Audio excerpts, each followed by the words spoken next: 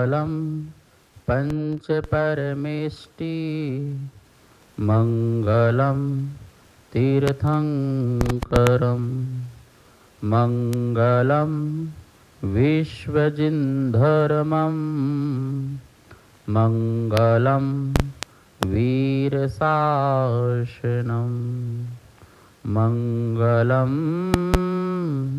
वीरशासनं वन्दितो सौवसिद्धे ध्रुवमचलमनोभवं गतिं पते वोक्षामि समये पाहुड मृणमो सुध केवली भड़िदम। समय सार परम मंगलिक ग्रंथ है। आचार्य कुंदकुंद देव द्वारा भगवान महावीर स्वामी की वाणी को प्राकृत भाषा में ईसा पूर्व प्रथम शताब्दी में प्रस्तुत किया है। 415 इसमें जो हैं कुल गाथाएं हैं। 53 नंबर की गाथा अजीव अधिकार में हम पढ़ रहे हैं। जीवस्य नथिके जो यठाना न बंद ठाना वा नेवया उदयठाना नामगणा ठाणया के। योग स्थान को समझा था, जीव के नहीं है। बंद स्थान को, जितने भी प्रकार के कर्म बंद होते हैं उतने ही प्रकार की आत्मा में भी अशुद्धता की योग्यता होती है। अशुद्धता की योग्यता होती है, इस कारण बंद स्थान आत्मा में जो पाए जाते हैं वो जीव के शुद्ध स्वभाव नहीं है। जैसे कोई भी कर्म ले लीजिए, ज्ञानावरणी कर्म ले लीजिए, तो ज्ञानावरणी कर्म का यदि बंध बनता है तो उस बंध रूप आत्मा में ऐसी उपादान योग्यता पाई जाती है अशुद्धता की, तभी आत्मा में ज्ञानावरणी कर्म का बंध बनता है। मतलब आत्मा के सन्निकट पहुँचते ही या ज्ञान को आवृत करते हैं। यदि आत्मा में उस प्रकार की अशुद्धता की योग्यता ना हो तो वो कर्म का बंध, बाह्य कर्म का, द्रव्य कर्म का बंध नहीं हो सकता है। तो आत्मा में जो वो कर्म को बांधने की जो योग्यता वाला जो स्थान है वो शुद्ध नहीं है, वो अशुद्ध है, अशुद्ध स्थान है। कह रहे हैं वो अशुद्ध स्थान भी जीवस्य नथिके, वो जो शुद्ध जीव है उसका भी वह स्थान नहीं है। अब आप सोचिए 8 कर्म के उत्तर भेद करते हैं तो 148, और एक एक कर्म के भी भेद करते हैं तो असंख्यात लोग प्रमाण की भेद से कितने भेद बन जाते हैं। उतने स्थान आत्मा के बंध रूप पाए जाते हैं, उतने कर्म के परिणाम रूप आत्मा में अशुद्धता पाई जाती है।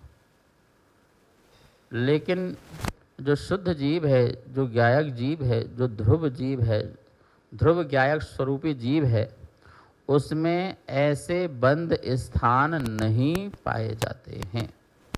इस अपेक्षा से जीवस्य नथि बंद ठाणा या जीवस्य ना बंद ठाणा, कि जीव के बंद स्थान भी नहीं है। उदय ठाणा, नेव या उदय ठाणा, तो जीव के उदय स्थान भी नहीं है। उदय स्थान का मतलब उदय फल।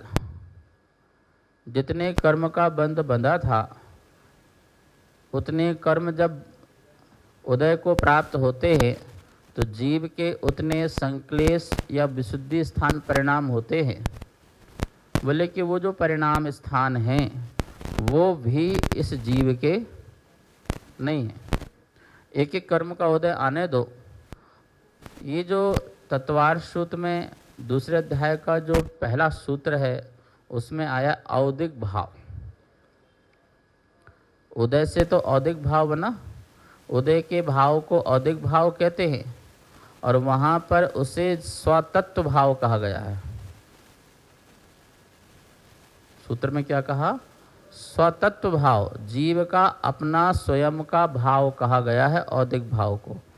औदिक भाव भी जीव का भाव है, लेकिन शुद्ध जीव का भाव नहीं है, क्योंकि औदिक भाव भी ये संसारी जीवों के होता है। जो संसारी जीव है, जो कर्म से सहित जीव है, कर्म नो कर्म से सहित जीव है, ऐसे जीवों के ही औदिक भाव पाए जाते हैं। शुद्ध आत्मा, सिद्ध आत्मा के कोई औदिक भाव नहीं पाए जाते हैं। इसलिए जो औदिक भाव जितने भी हों, औदिक भाव गति जाति आदि उसमें आया है ना, ये सारे के सारे जितने भाव हैं वो सारे भाव अशुद्ध भाव है। यद्यपि उस आत्मा की अशुद्ध भाव की योग्यता ही ऐसी थी। कोई ये कहे कि कर्म के कारण ऐसे भाव हुए हैं, तो ऐसा नहीं। कर्म के कारण ऐसे हुए ऐसा नहीं, स्वयं आत्मा में ऐसा ही भाव पैदा हो सकता है, उसमें कर्म निमित्त बनता है। समझ में आया? सहकारी और सहयोगी दोनों में अंतर है। निमित्त सहकारी है, क्या नहीं है? सहयोगी नहीं है। सहयोगी बनाओगे तो मामला बिगड़ जाएगा। निमित्त को सहकारी मानो। जब जब भी कोई कार्य होगा, निमित्त वहाँ पर सहकारी बनकर के खड़ा रहेगा। सहकारी मतलब साथ में खड़ा रहेगा। सहकारी का मतलब वो वहाँ पर साथ साथ में खड़ा रहेगा, लेकिन कोई जबरदस्ती कार्य तुम्हारे अंदर परिणमन में नहीं करा पाएगा, जब तक तुम में वो ऐसे होने की योग्यता ना हो। बिजली के तार को लोहे से टच करो और लकड़ी से टच करो, किस में करंट लगेगा? क्यों भैया?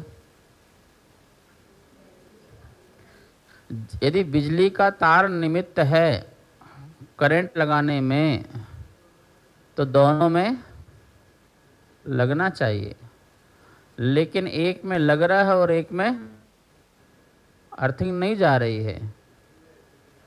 तो लकड़ी में ही एक ऐसी योग्यता है कि जो बिजली की तार की अर्थिंग को ग्रहण, करंट को ग्रहण नहीं कर रहा है, और लोहे में ऐसी योग्यता है कि उस करंट को ग्रहण कर रहा है। कर्म का सहकारी मतलब साथ साथ होने से आत्मा में ऐसे बंद स्थान, ऐसे उदय स्थान पाए जाते हैं।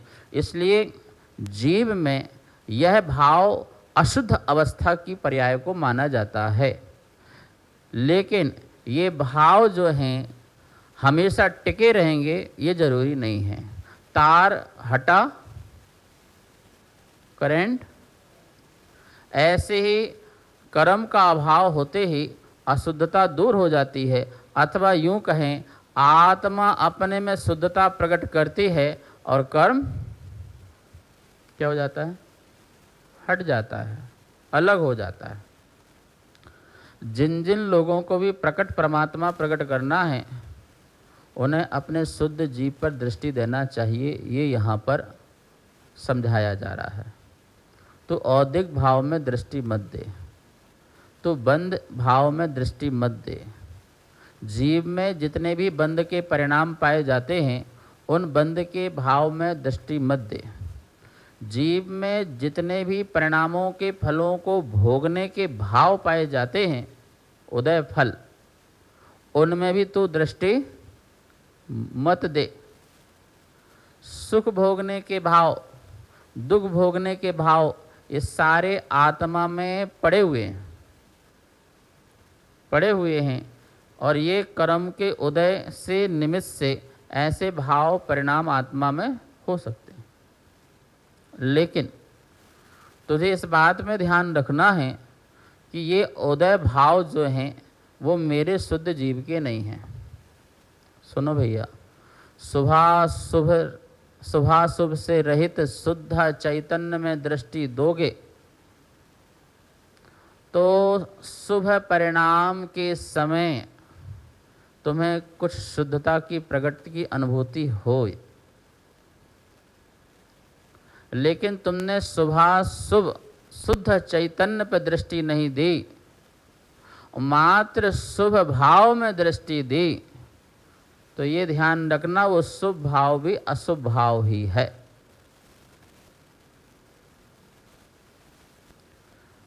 किसी को शुभ भाव हो रहा है, शुभ राग हो रहा है, शुभ परिणाम हो रहा है, लेकिन उसकी दृष्टि शुभाशुभ से रहित शुद्ध चैतन्य में दृष्टि नहीं है, तो वो उसके अशुभ परिणाम ही है, उसे शुभ परिणाम में नहीं गिनना, क्योंकि वो मिथ्या से भरा हुआ है।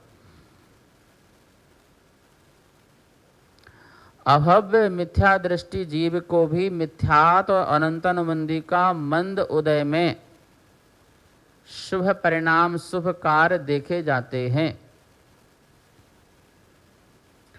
मुनि व्रत धार करके 28 मूल गुणों का निरतिचार रूप से पालन करने के परिणाम देखे जाते हैं,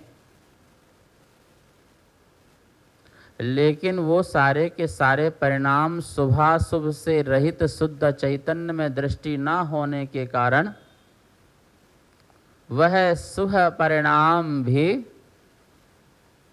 अशुभ परिणाम है, मिथ्यात के परिणाम होने से, मिथ्यात का उदय होने से। बात समझ आई?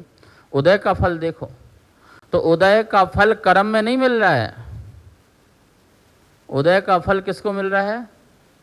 क्योंकि उदय की योग्यता, उस फल को भोगने की उदय की योग्यता उस आत्मा में है, औदिक भाव कर्म का नहीं होता है। किसका होता है? जीव का होता है। जैसे पानी में नीचे कीचड़ है और उसको हिला दो तो पानी कैसा हो गया?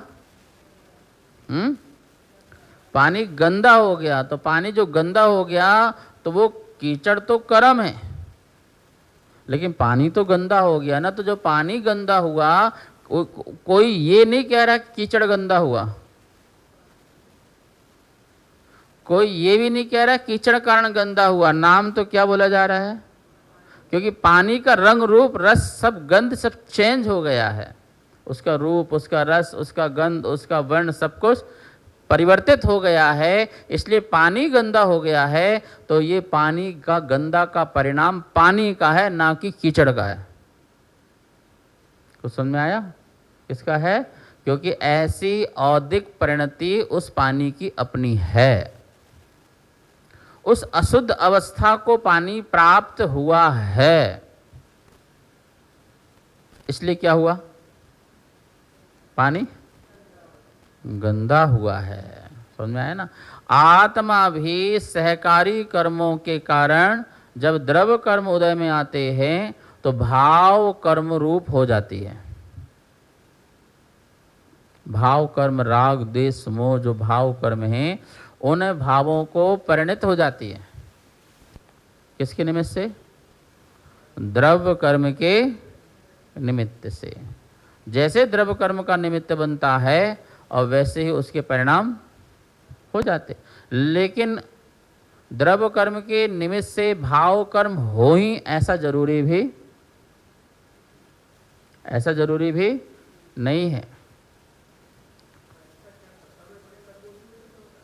सत्ता में रखे हुए जो कर्म हैं वो अभी अपना असर नहीं दिखा रहे, यद्यपि वो भी अपना असर दिखाई देते हैं। जैसे मिथ्यात्व है तो श्रद्धा का उत्पत्ति नहीं हो रही, ढकी हुई है, लेकिन वो विपरीत परिणाम जब भी आएगा तो वो उदय में आएगा। किसमें आएगा? जैसे फ्लो में आएगा वो, तो उस समय फिर आपके परिणाम कैसे होते रहेंगे? विपरीत होते रहेंगे। ठीक है ना? ऐसा नहीं कि सत्ता में स्थित रखे कर्म आपको कोई घात नहीं पहुंचा रहे, घात तो पहुंचा ही रहे हैं, नुकसान तो पहुंचा ही रहा है। ठीक है ना? लेकिन जब वो उदय में आएंगे तो आपको उसका अनुभव भी होगा। क्या होगा? उसका उदय में आपका भाव कर्म करेंगे, वर्तमान की पर्याय प्रकट होगी उस कर्म की, उन निश्चित रचना की, तो आपको उसमें क्या होगा, थोड़ा थोड़ा परिणाम का भाव आएगा, फिर आपको लगेगा हाँ इसका फल मुझे मिल रहा है। लेकिन ये कहना चाह रहे हैं जीवस्य नत्थि उदयठाना, भाई तुम अपने में ऐसा मत मानो। आपको पता है एक छोटी सी धारणा यदि हमारे अंदर बैठ जाती है तो वो धारणा निकालना बड़ा कठिन होती है। हमने भी अपने अंदर धारणा डाल रखी है, क्या करें, कर्म का उदय चल रहा है, कर्म का उदय चल रहा है इसलिए हम दुखी हैं, हम परेशान हैं, हम परेशान हैं, कर्म का उदय है, दुखी हैं, परेशान हैं। किस पे डाल रहे हैं हर बात को? उस पे डाल रहे हैं। जबकि तू कर्म के कारण परेशान नहीं है, अपने ही परिणामों के कारण परेशान है। जो कर्म तेरे में उदय में आ रहा, मुनि में आ रहा, मुनि तो परेशान नहीं है, तू क्यों परेशान है भाई? तेरी अज्ञानता तेरे को परेशान कर रही है। तो ऐसी ऐसी छोटी चीज़ों को ये सूत्र सिखाया जा रहा है। तू बार बार बोल जीवस्य नत्थि उदयठाना, जीव में उदय स्थान नहीं है, औदिक भाव स्थान नहीं है, ऐसा बार बार बोल, जब जाके तेरे अंदर से शुद्धता प्रकट होगी। लेकिन नहीं माना तो छोटे से बेटे को प्रवचन में पता चल गया कि भूत मतलब प्राणी। क्या भूत? भूत मतलब क्या होता है? प्राणी होता है। भूत मतलब प्राणी होता है ना, ये तो आप जानते ही हैं। और प्रवचन में बोल दिया कि जो भूत हैं, जो भूत होते हैं ना, वो भोजन नहीं खाते। भूत मतलब प्राणी होता है। और प्रवचन में क्या मिल गया? भूत जो होते हैं वो भोजन नहीं खाते हैं। उसके अंदर क्या बैठ गया कि मैं भूत हूँ, मैं प्राणी हूँ ना, तो मैं कौन हूँ? मैं भूत हूँ। और भूत क्या करता है? उसने खाना बंद कर दिया। एक दिन नहीं खाया, 2 दिन नहीं खाया, 3 दिन नहीं खाया, कई दिन में भोजन नहीं खाया, सूख के ऐसा कंगाल सा हो गया। भाई मर जाएगा। तो सब लोगों ने समझाया भोजन कर, बोले नहीं नहीं, मैं कौन हूँ? मैं भूत हूँ, और भूत भोजन नहीं खाते। अब उसको कैसे ठीक किया जाए? तो उससे वहाँ ले गया जहाँ पर मेंटल होते हैं, वहाँ ले गए। तो उसने कहा कि इसको ठीक करते हैं, आप लोग सहयोगी बनो ठीक करने के लिए। ठीक है। तो उसे बहुत बड़ा हॉल था और उसके अंदर कमरा था, उसमें खिड़कियाँ बना रखी थी, उसको वहाँ पर रोका रहा। अंधेरे में 15-20 आदमियों को बुला करके वो भूत का बना करके और टेबल लगा करके वो उनसे बोला चम्मच बजाया करो, खाने के चप चप की आवाज़ आना चाहिए, तुम ऐसा खाया करो। और यहाँ उसको उठाते थे घुमाने के लिए। बोले ये कौन है? बोले तुम ध्यान मत दो, वो कोई नहीं है। नहीं बताओ कौन है? वो ये भूत लोग हैं। ये क्या कर रहे हैं? भोजन कर रहे हैं। भोजन कर रहे हैं? भूत तो भोजन करते नहीं है। नहीं नहीं नहीं, भूत भोजन करते तो सारे भूत भोजन कर रहे हैं सारे। दूसरी खिड़की देखा, तीसरी से देखा, सब खा रहे हैं। तो भूत तो मैं भी हूँ, तो क्या मैं भी खा सकता हूँ? हाँ तुम भी खा सकते हो, तो खाओ। तो खाया, धीरे धीरे खाया, तो वो खाने लगा। उसकी धारणा निकल गई कि मैं भूत, मतलब भूत भी भोजन कर सकता है। कहने का मतलब है ऐसी हमारे अंदर बहुत एक कर्म है, कर्म का उदय चल रहा है, मैं तो कुछ कर ही नहीं सकता हूँ, कर्म का उदय चलता रहेगा, ना दुकान चलेगी, ना मकान बनेगा, ना ये होगा ना वो होगा, कर्म का उदय चल रहा, ठीक करते रहो। तुम्हें कर्म के उदय को ठीक नहीं करना, अपने आप को ठीक करना है। अपने आप को भी पॉजिटिव होना है, सकारात्मक सोच लाना है कि कर्म कुछ नहीं कर सकता है जब तक मैं उसका साथ न दूं। ठीक है। तो उदयठाना जीवस्य नत्थि एदे सभ्य पुद्गल परिणाम लिखा है ना, एदे सभ्य पुद्गल दब्बस्य परिणाम, ये सभी पुद्गल द्रव्य के परिणाम है, मेरे परिणाम नहीं। ये कीचड़ का परिणाम है जल का गंदा होना, मेरा परिणाम या जल का परिणाम वो परिणाम नहीं है। ऐसे कर्म का उदय जो है वो उसका परिणाम है, मेरा परिणाम नहीं है। ऐसे अपने आप को स्ट्रांग करना पड़ेगा। ये आपको स्ट्रांग करने की चीज़ बात कही जा रही है। क्यों कही जा रही है? क्योंकि ऐसे ऐसे उदय स्थान, बंद स्थान मेरी शुद्ध जीव की अनुभूति में नहीं आए हैं। किसमें नहीं आए हैं? जो शुद्ध जीव है उसकी अनुभूति में ऐसे उदय स्थान, बंद स्थान, योग स्थान नहीं आए, नहीं आते हैं, इसलिए ये जीव के नहीं है। जीव मतलब शुद्ध भाव। जीव का मतलब क्या है? शुद्ध भाव। शुद्ध भाव में सुख के परिणाम, दुख के परिणाम, साता के परिणाम, असाता के परिणाम, ऐसे परिणाम नहीं आते हैं। इसलिए हम ये मानते हैं कि ये शुद्ध भाव या शुद्ध जीव के परिणाम नहीं हैं। ये किसके परिणाम हैं?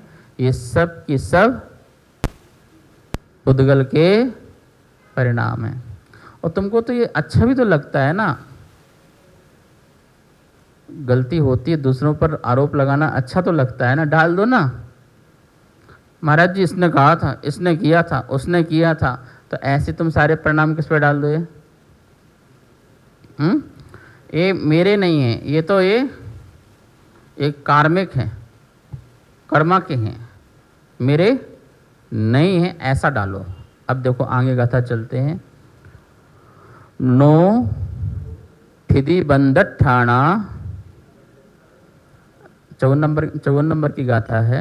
नो ठिदी बंदट ठाणा जीवस्य ना संक्लेशट ठाणा वा नेव विसोहित ठाणा नो संजम लद्धि ठाणा वा।